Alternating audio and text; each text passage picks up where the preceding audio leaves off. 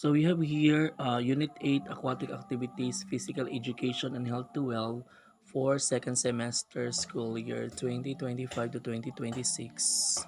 Lesson on Senior High, Grade 11, Grade 12, St. John and St.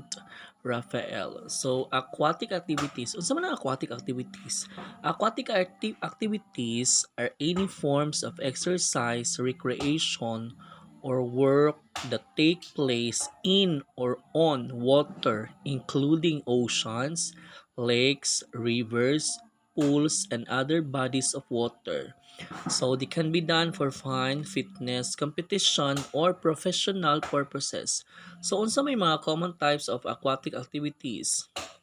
So we have recreational activities, swimming, snorkeling, scuba diving, kayaking, canoeing, paddleboarding, boating, and fishing. So fitness and sports, competitive swimming, water polo, synchronized swimming, diving, surfing, windsurfing, water skiing, wakeboarding, and triathlons with swimming segments. So, therapeutic activities, aquatic therapy, water aerobics, and hydrotherapy, which use water's buoyancy to reduce stress on joints.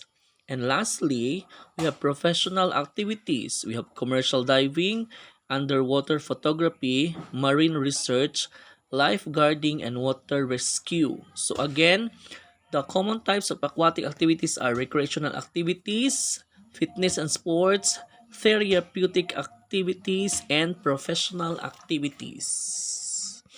So, learning target at the end of the lesson or at the end of this unit, the learner should be able to do the following: discuss the nature of different recreational activities. So, learners will understand what various recreational activities are, how they work, their purposes, and what makes each one unique, like we covered for kayaking, canoeing, and scuba diving earlier. So, demonstrate proper etiquette and safety measures when using facilities and equipment. So, you are going to learn and show how to use activity space, examples, pools, boat ramps, and gear. So, examples, scuba tanks, kayaks, correctly, respectfully, and safely to avoid accidents or harm to themselves or others.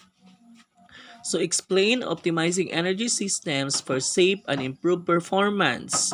So this involves understanding how the body uses energy during moderate to vigorous physical activity and how to adjust factors like nutrition, rest, and pacing to perform better while staying safe. And lastly, observe safety measures to prevent dehydration, overexertion, hypothermia, and hyperthemia during MBPE participation. So, learners will identify and follow steps to avoid common health risks like drinking enough water to prevent dehydration, not pushing the body too hard to avoid overexertion, and dressing appropriately to prevent temperature-related issues like hypothermia and cold and hyperthemia from heat. So in this unit, the learner should be able to do the following. 1. Appreciate the beauty and diversity of marine ecosystems. So mga estudyante ko na makaibalo kung unsa ang lain-laing kalihukan sa paglihok, giunsa kinigihimo, unsa ang ilang katuyuan ug unsa ang lahi sa matag usa sama sa atong gihisgutan bahin sa pagkayak, pagkanoy ug scuba diving. So show respect for marine life and habitats.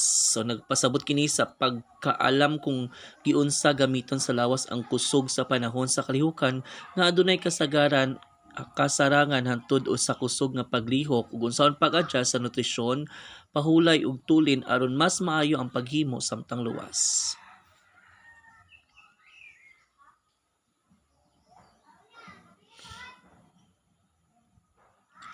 So let's start. Safety precautions in aquatic activities. So mitag safety mga unsa toy mga um safety precautions in aquatic activities. So we have safe and sound. applying water sports activities. So safe and sound, we have to applying water sports activities. Next, scuba diving problems and solutions. So if you have difficulties or mask and snorkel issues, if you have difficulties clearing water from mast, use a purge valve or tilt the head to clear the mass. So kung lisod kuno ka nga makalimpyo og tubig gikan sa maskara gamit ang purge valve o ibalihin ang ulo aron matangtang ang tubig. So if water enters the snorkel, utilize a blast or displacement method to clear the snorkel. So kung musulod ko ng tubig sa snorkel tube, gamita ang blast method ug pagbuga og hangin pataas o displacement method aron malimpyo kini. So mao na example og mask and snorkel issues kana naa sa picture.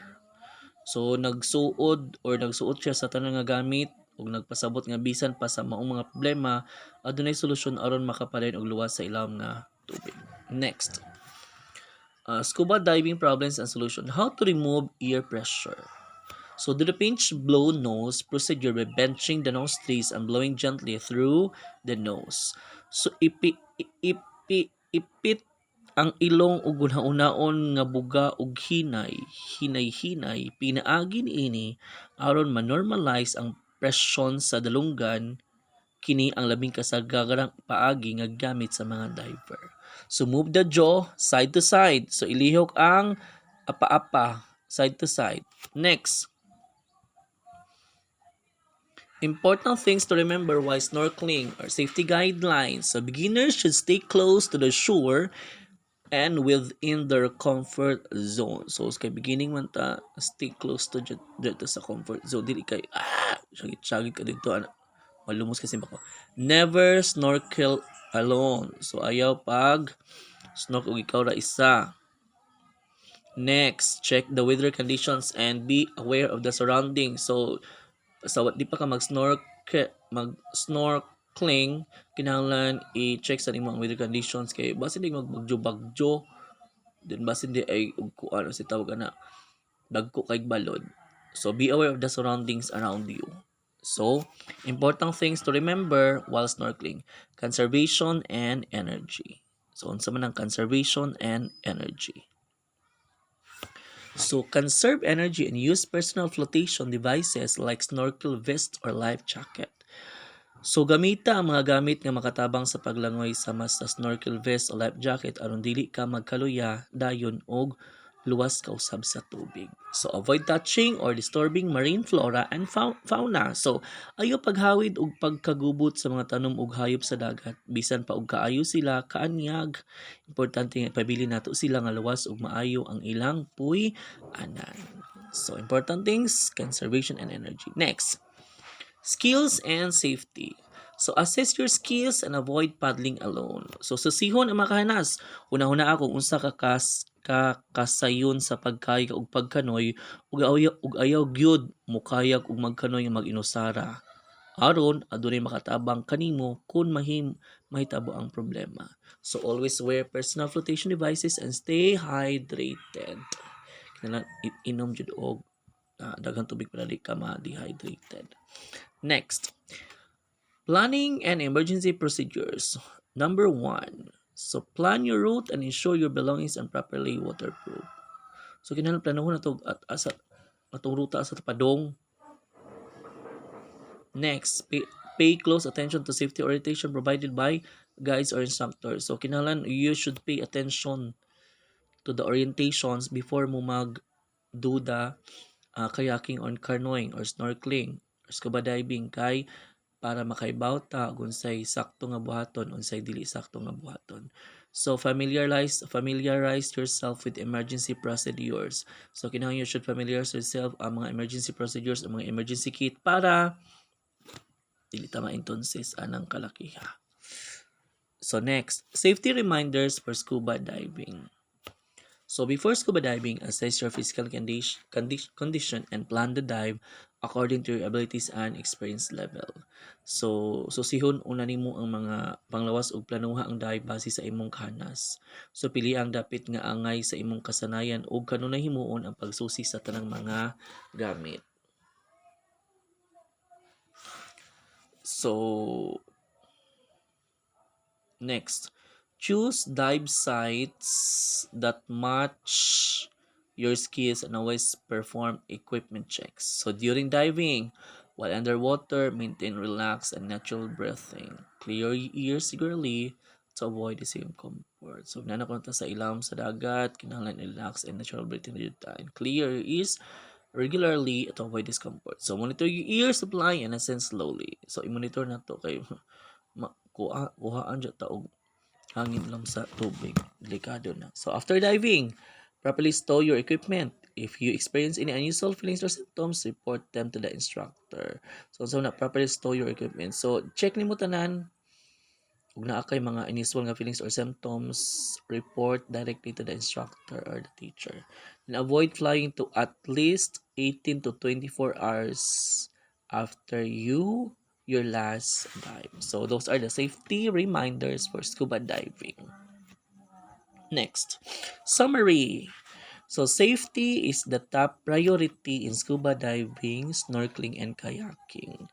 So unsa man siya aron ang luwas gyud ang unang huna-unaon aron malikayan ang mga aksidente.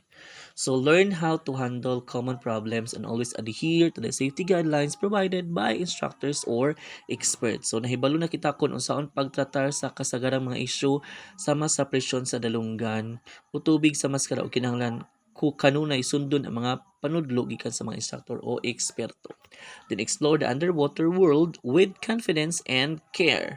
So mahimo na kita maglakaw-lakaw sa yuta sa ilawom sa tubig nga komportable basta kanunay natong hatagan ug bili ang kalikupan ug atong kaoga lingon. So next lesson is we are going to discuss about swimming. So that's all. Thank you for listening and God bless.